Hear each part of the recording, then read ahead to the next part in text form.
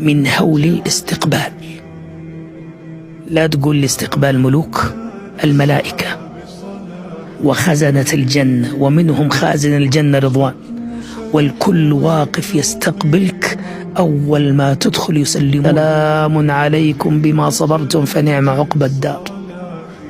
أول حاجة سلام عليكم بما صبرتم. لما كنت برا قال سلام عليكم طبتم فادخلوها، هنا لا، ما فيه، هنا عبارة أخرى، سلام عليكم بما صبرتم. صبرت عن معاصي الله في الدنيا وأنت تصبرين يعني النفس تريدك تتعرين، تلبسي آخر موضة، تتكشفي، تبيني جمالك، تخرجي مع الناس بمكياجك، بشعرك، بالقصير، بالعاري، وتقولي لا أفعل ذلك لله جل وعلا. وصبروا على الطاعة. في عز البرد قاموا يصلوا الليل أو قاموا صلاة الفجر. في عز البرد ذهبوا إلى صلاة الفجر يصلون في المساجد. في قمة حاجة للمال تصدق. ثاني شيء ستتفاجأ به نور الجنة. أول شيء بتشوف نور عجيب. الجنة لا يوجد فيها شمس، لا يوجد فيها شمس، بس النور آتي من عرش الرحمن، من نور الله. الله من أسمائه النور، ونور العرش يستمد من نوره جل وعلا. الرسول صلى الله عليه وسلم قال الله جل وعلا حجابه النور.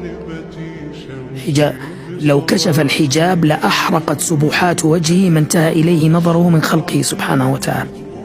فالعرش مستمد نوره من نور الله جل وعلا، ونور العرش في الجنة. فيأتيك ذلك النور الذي لم ترى مثله قط. ليست كنور هذه الكشافات وهذه المعدات، وليست كنور الشمس. نور عجيب، نور لذيذ، نور جميل.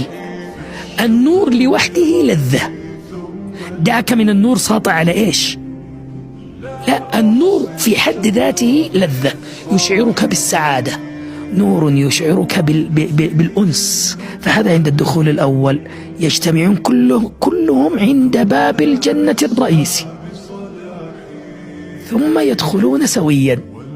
وهذا من تمام النعيم، من تمام النعيم لأهل الجنة، أن الله جل وعلا يدخلهم مع أحبابهم.